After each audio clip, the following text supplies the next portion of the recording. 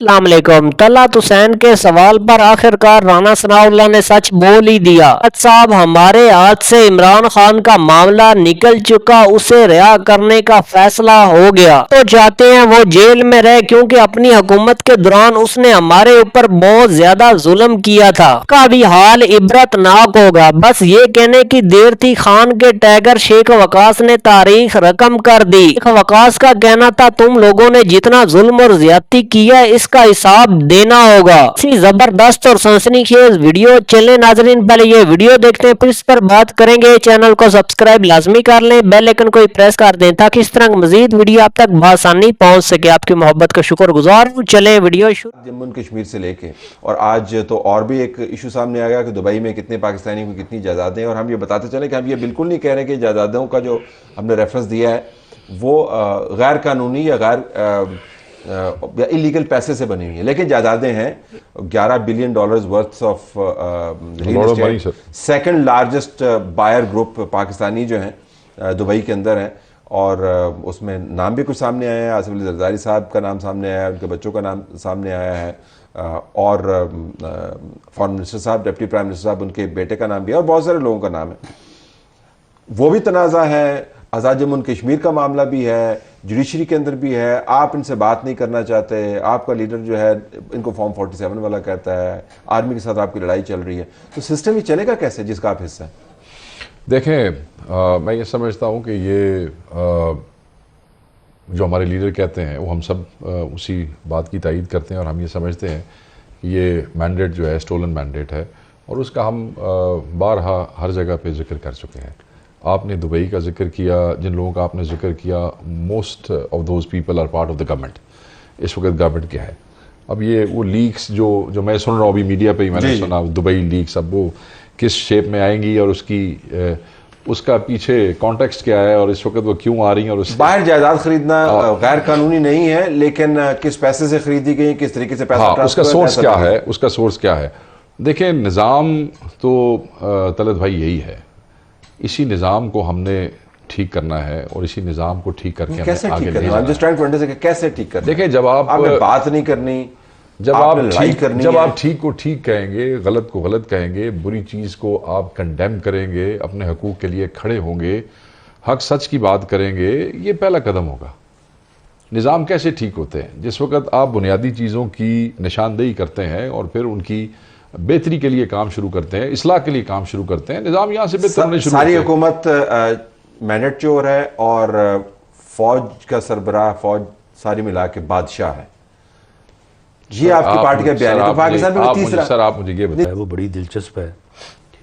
ان کا موقف یہ ہے کہ یہ مینڈیٹ ان کا چوری ہوا، اور وہ اسٹیبلشمنٹ نے چوری کر کے تو ہمیں دے دیا۔ ٹھیک، تو جس نے چوری کر کے دیا ان کے ساتھ بات کرنے کو تیار ہیں، تو جنہوں نے کیا کچھ نہیں ہے تو ان کے ساتھ بات کرنے کو تیار نہیں ہے۔ اور یہاں پہ میں ایک بات اور بھی کہ دیکھیں، یہی موقف ہمارا تھا 2018 میں، اس وقت RTS تھا، اب فارم 47 اور 45 ہے۔ تو اس وقت جب ایک نظم قائم ہو گیا، حکومت بن گئی، عمران خان صاحب پرائم منسٹر بن گئے، تو ہم نے جب شور شرابہ کیا تو انہوں نے کہا کہ جی دیکھیں، جوڈیشل کمیشن کا تجربہ تو ناکام ہو گیا ہے، جوڈیشل کمیشن بنا تھا، اس میں کچھ نہیں نکلا، 2013 میں پھر جو ہے وہ اس کے فیصلے میں تنقید ہوتی رہی، یہ ہوا وہ ہوا۔ ایسا کرتے ہیں کہ پارلیمانی کمیشن بناتے ہیں، اور اس میں بیٹھ کے آپ حل کریں، اور جن سیٹوں پہ آپ کہیں گے وہاں پہ ری الیکشن ہو جائے گا، یا اس کا جو بھی پارلیمانی کمیشن فیصلہ کرے۔ ہم نے کہا جی ٹھیک ہے، پارلیمانی کمیشن بن گیا، پرویز خٹک صاحب اس کے سربراہ تھے، میں اس کا ممبر تھا، اس کی ایک میٹنگ ہوئی، اس کے بعد دوبارہ اس کی میٹنگ نہیں ہوئی۔ پرویز خٹک صاحب سے ہم پوچھتے رہے کہ جناب اس کی میٹنگ، اس نے کہا عمران خان مجھے اجازت دے گا تو دوسری میٹنگ کروں گا۔ تو معاملہ یہ کہ چلیں پارلیمانی کمیشن بنا لیں، ویسے بنا جیسا پرویز خٹک والا تھا، نہیں اب کے بہتر بنا لیں۔ اگر اس وقت وہ پارلیمانی کمیشن کام کرتا اور اس وقت ہونے والے الیکشن کے اوپر جو اعتراضات تھے وہ ریڈریس ہو جاتے تو شاید دوبارہ یہ موقع ہی نہ آتا۔ تو پھر آپ انگیجمنٹ کی بات کریں، لیکن پہلے نقطے پہ آئے گا جنہوں نے مبینہ طور پر چوری کر کے ان کے حوالے کیا، ان سے آپ بات کرنا چاہ رہے ہیں؟ سر دیکھیں، بات یہ ہے، خان صاحب نے آج سے 3 ہفتے پہلے بھی یہ کہا، میں بالکل مذاکرات کا حامی ہوں، پولیٹیکل لوگ آپس میں ڈائلاگ کرتے رہتے ہیں، بات یہ ہے کہ اور ہمیشہ مذاکرات ہوتے مخالفوں کے ساتھ ہے. آبویسلی سچویشن ایسی ڈیولپ ہوتی ہے. تو آپ اس بات کا تعین کریں ہمارا سب سے بڑا مخالف کون ہے. آبویسلی جس نے ہم سے چھین کے چیزیں ان کو دی ہیں یہ تو بینیفیشری ہوئے, تو ہمارا بڑا مخالف وہی ہے. ٹھیک, بات آپٹکس میں یا فلسفی میں کرنے کی ضرورت نہیں ہے, آپ نے بات کر دی, یہ بات کھل کے کر لیتے ہیں. یہاں پہ حالات اس وقت یہ ہے کہ حکومت کے اندر اپنی مرضی کے وزیر نہیں لگا سکتے ہیں, آپ اپنے افسران اپنی مرضی سے نہیں لگا سکتے ہیں, آپ اپنے بندے, بہت سے معاملات ہیں سامنے آ رہے ہیں اور کچھ آ جائیں گے, آپ وہ نہیں کر سکتے ہیں. ہم یہ سمجھتے ہیں کہ جنہوں نے یہ آپ کو دیا ہے, یہ میری ذاتی رائے ہے, میں آپ کو پارٹی کا موقف جو ہے وہ ساتھ ساتھ دے دوں گا, ان سے کس حوالے سے بات کریں. ان کے تو اپنے معاملات بہت کمزور ہیں. ٹھیک, ان بیچاروں کو تو خود حکومت انہوں نے دے دی ہے مگر آزادی کوئی نہیں دی ہے. یہ تو آزادی سے اپنی حکومت بھی انجوائے نہیں کر سکتے. انہوں نے کیا معاملہ طے کرنا ہے. اور دوسری بات, میں نے رانا صاحب کی اس دن گفتگو سنی میڈیا پہ, مذاکرات کی, پولیٹیکل لوگ آپس میں ڈائلاگ کرتے رہتے ہیں, مگر کیا ان کی گورنمنٹ مینز پرائم منسٹر, ان کی جو پرائم منسٹر اور چیف منسٹر ہیں وہ, اور کیا میاں نواز شریف سیم پیج پہ ہیں اس حوالے سے. ہمارا تو موقف ہے سو ہے نا, تو جنہوں نے وہ تو کیا, اپنی جگہ کے اوپر. میں ویسے ضمناً پوچھنا چاہ رہا تھا آپ سے, 2018 میں جب عمران خان کی حکومت بنی تو اس وقت تو سارا کام جنرل فیاض, میں آپ کو بتاتا ہوں. تو لیکن یہ مذاکرات تو آپ سے کر رہے تھے نا, جنرل باجوہ سے نہیں کر رہے تھے. دیکھیں میری بات سنیں, ہم نے کیا غلط کیا, رانا صاحب نے بھی اس کا ذکر کیا, غلط کیا ہوگا نا, اس وقت یہ بھی کنڈیم کر رہے ہوں گے ہمارے ایٹیٹیوڈ, چلو جی غلط کر مان لیا. یہ اینڈ لگانا چاہتے تھے اس وقت کہ جی اس پریکٹس ہونے تھے ختم کر دو, چلو ہو گیا غلط تھے ختم کر دو, ٹھیک ہے. ہم نے اس وقت کمزوری سمجھ لیں, کوئی بھی معاملات سمجھ لیں, مرضی سمجھ لیں, شوق سمجھ لیں, نہیں کیا جی, ہوں اتنے آ جاؤ, ہوں اسی کرنے ہیں بھائی اتنے اینڈ لانے ہیں. ٹھیک ہے, لاؤ اینڈ, بیٹھو. نہیں, وہ آپ سے نہیں بات کرنے چاہتے. ہم مذاکرات کے ساتھ مخالف نہیں, میری گل سنو, ہم مذاکرات کے مخالف نہیں ہیں. ہماری جو کمیٹی ہے پولیٹیکل کمیٹی, اس میں رانا صاحب کی بات پہ ڈسکشن ہو رہی ہے. اس میں ایک اور سر مثال, سوری میں تھوڑی گل کٹ رہا ہوں سر, ایک واڈا صاحب ہیں سینیٹر بن گئے, حکومتی اتحاد کے لوگوں نے ان کو ووٹ دیا, اپنا کیڑا ہوتے وہ سی. کل وہ بیٹھ کے اتنے مجبور اور کمزور ہیں, کل وہ ایک پروگرام میں بیٹھے, مجھے ان کے لیڈر کو بھی ٹھوک رہے تھے بیٹھ کے ٹرا ٹن, اور ساتھ جناب وہ پیپلز پارٹی والوں کو بھی ٹھوک رہے تھے. اور وہ تو ان کو سینیٹر کس نے بنوایا؟ دسو, یہ نہ ووٹ دیتے ہو دسن گے نا, میں تو نہیں دس سکتا جی, دسو تو میں کیسے مجبور نہ کہوں, میں کیسے مجبور نہ کہوں. دی بال از ان یور کورٹ. جی دیکھیں طلعت صاحب, بات یہ ہے کہ جب تک سیاسی جماعتیں, سیاستدان ان مسائل کو حل کرنے کے لیے آپس میں نہیں بیٹھیں گے, اس وقت تک یہ حل نہیں ہوں گے. کبھی یہ جو ہے وہ ان کے ساتھ بہتر سلوک ہوگا تو میں وکٹم ہوں, کبھی میرے ساتھ بہتر ہوگا یہ وکٹم ٹھیک ہے. تو معاملہ یہ ہے کہ یہ بات آج اس لیے زیادہ ریلیونٹ ہے کہ دیکھیں اسٹیبلشمنٹ جو ہے وہ ہر زمانے میں ایک نہیں ہوتی. 2011-12 میں اسٹیبلشمنٹ اور تھی, 2017-18 میں اور تھی, آج 23-24 میں اور ہے. سیاستدان 2011-12 میں بھی یہی تھے, 17-18 میں بھی یہی تھے, اب بھی یہی ہے. معاملہ یہ ہے کہ اس وقت جو لوگ اسٹیبلشمنٹ کے ٹاپ پہ بیٹھے ہیں ان کا کوئی پرسنل ایجنڈا نہیں ہے, ان کا کوئی 11 سال کا 10 سال کا کوئی پروگرام نہیں ہے.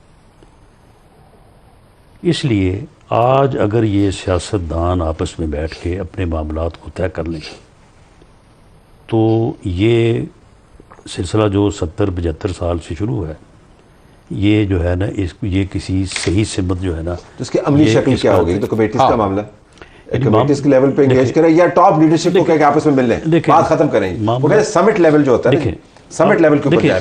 دیکھیں اس کا ایک تو طریقہ یہ ہے کہ جس طرح سے 21 اکتوبر کو میاں نواز شریف صاحب نے پوری قوم کو گواہ بنا کے کہا کہ ملک اس وقت جن مسائل میں گھرا ہوا ہے, جب تک سب میں پھر سبھی آ جاتے ہیں, سر جوڑ کے نہیں بیٹھیں گے یہ ملک اس مشکل سے نہیں نکلے گا. ایک تو یہ ہے کہ سبھی بیٹھ جائیں, پہلے سیاستدان بیٹھیں, اس کے بعد پھر جن اداروں کو بٹھانے کی ضرورت ہے جس میں جوڈیشری کا بھی ایک رول ہے, ان کو جو ہے وہ اس کنسنسس میں شامل کر لیا جائے کہ جی یہ معاملات اس طرح سے جو ہے وہ طے ہونے جا رہے ہیں. ایک تو یہ طریقہ ہے. دوسرا یہ ہے کہ یہ جس بات پہ ہیں کہ جی ہمارا مینڈیٹ جو ہے وہ چوری ہوا ہے, جبکہ 17-18 میں ہمارا چوری ہوا تھا, اب اگر آپ اس بات پہ جائیں تو بھئی اگر ہمارا 17-18 میں کوئی آپ کو مینڈیٹ چوری کر کے نہ دیتا, آپ اس ملک کے اوپر مسلط نہ ہوتے, آپ کی حکومت نہ بنتی, تو یہ بعد میں سارے معاملات ہوتے ہی نا. ایک سیٹ تھی, ایک ہی رہ جاتی, جو 2011 سے پہلے تھی. 11 سے جو ہے وہ آپ کو اٹھایا گیا, بنایا گیا, پھر یہاں تک لایا گیا. معاملہ یہ ہے کہ پارلیمانی کمیشن جو ہے وہ بن جائے, بننے کے بعد ان کے مینڈیٹ سے متعلق جو بھی وہ ایشوز ہیں وہاں پہ ریز کر لیں, ڈیسائیڈ کرے, اس کے مطابق جو پارلیمانی کمیشن ہو جائے. Unfortunately you only have 30 seconds to respond, کیونکہ ٹائم کا بالکل وقت ہمارا ختم. دیکھیں جی, ہم مذاکرات کے بالکل خلاف نہیں ہیں, مذاکرات پارلیمانی حق میں کمیشن ہے, مگر somebody who can actually make a difference. ٹھیک, سیدھی سی بات پیرلل ٹریکس کر لینا جو میک اے ڈفرنس والے بھی نہیں, ہیں. اگر ہم آپس میں صرف گپ لگائیں اور لوگوں کو ہم کہیں کہ ہم آپس میں لڑ رہے ہیں. پی ایس سی کی چیئرمین شپ کے اوپر مذاکرات ہو سکتے ہیں, ایڈوائزری کمیٹی میں روز نہیں, تو بات تو ہوتی ہے نا, بات تو آپ کرتے ہیں نا. مذاکرات سر کسی نہیں, پی ایس سی کی چیئرمین شپ کے لیے بات ہو رہی کہ نہیں ہو رہی؟ بالکل سر نہیں ہو رہی. نہیں سر, نہیں تو پھر آپ نے جو وہ تو ایک سر ٹریڈیشنل طور پہ قانون نہیں ہے. نہیں, آپ نے بروت صاحب کا نام دیا تھا نا. نہیں بالکل ہم نے ایگری نہیں کیا. نہیں سر, اب وہ نام انہوں نے بدلا. نہیں سر, نہیں, آپ کو انہوں نے انفارمیشن ٹھیک نہیں دی. آج تک پی ٹی آئی نے یا ایس آئی سی نے کوئی بھی نام ان رائٹنگ نہیں دیا تھا نا مروت صاحب. نہیں, رائٹنگ نہیں دیا, لیکن آپ کمال تو آپ کہے نا, آپ ان رائٹنگ کوئی چیز دیتے نہیں سر. اسپرٹ تے گل کریے نا سر, ایک شے تے گل کریے. بروت صاحب کے بعد ان کا نام آیا ہی اس بنیاد کے اوپر کہ ہم نے اس نام پہ ایگری نہیں کیا.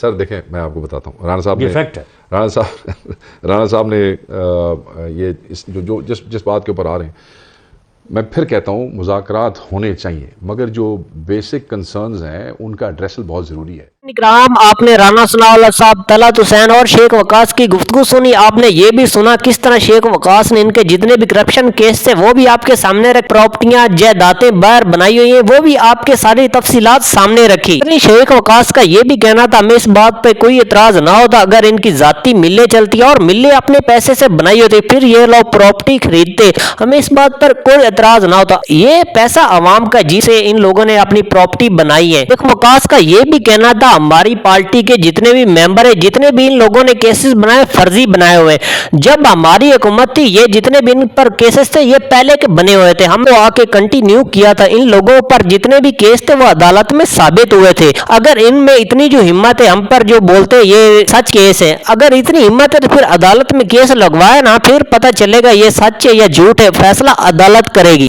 بات تو ٹھیک ہے, اگر ان لوگوں کا جو دعویٰ ہے جتنے بھی کیسز عمران خان کے اوپر بنائے اور جتنے بھی پارٹی ممبر کے اوپر بنائے ہوئے, پھر عدالت میں کیس چلنے چاہیے. واقعی فیصلہ پھر عدالت کرے گی کون سچ بول رہا اور کون جھوٹ بول رہا ہے. وقاص کا یہ بھی کہنا تھا ان لوگوں نے جتنے بھی ہمارے پر کیسز بنائے یہ سارے فرضی ہیں اور ایک دوسرے کو سیاسی انتقام کا نشانہ بنایا جا رہا ہے. جتنی بھی سیاسی پارٹیاں سبھی کو چاہیے ایک پیج پر آئے اور مل بیٹھ کر معاملات کو حل کریں, کیونکہ پھر ہمارا پاکستان ترقی کی راہ پر جائے گا. اسی کشیدگی میں کچھ بھی نہیں رکھی, حالانکہ جس نے بھی دوسرے کو سیاسی انتقام کا نشانہ بنایا بچا وہ بھی نہیں ہے. حضرین اکرام, آپ کیا سمجھتے ہیں؟ اپنی قیمتی رائے کا اظہار کمنٹ باکس میں لازمی کریں. آپ کی رائے ہمارے لیے بہت اہمیت رکھتی ہے. اگر آپ کو یہ ویڈیو پسند ہے ویڈیو کو لائک کر دیں, چینل کو سبسکرائب کر لیں اور بیل آئکن کو پریس کر دیں تاکہ اس طرح کی مزید ویڈیو آپ تک بآسانی پہنچ سکے. آپ کی محبت کا شکر گزار ہوں. ملتے ایک نیو ویڈیو میں, تب تک ہمیں دیجیے اجازت. اللہ حافظ. پاکستان ہمیشہ زندہ باد.